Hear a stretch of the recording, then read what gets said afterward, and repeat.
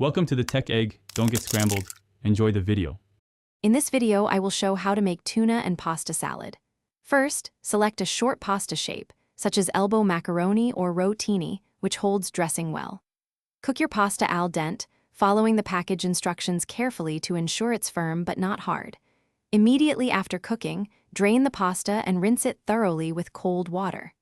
This stops the cooking process and prevents the pasta from sticking together, ensuring a perfect texture for your salad. Next, let's prepare the key ingredients.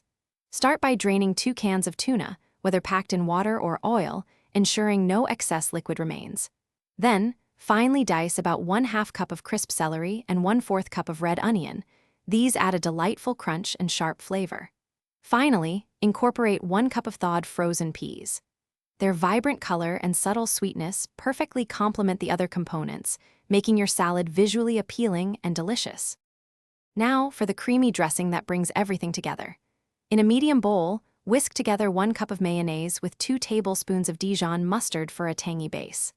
Stir in 1 tablespoon of apple cider vinegar, which adds a bright, acidic note, and 1/2 teaspoon of salt.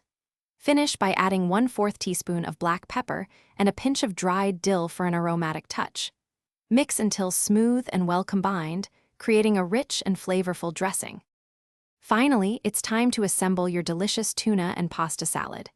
In a large bowl, gently combine the cooked pasta, drained tuna, diced vegetables, and the creamy dressing.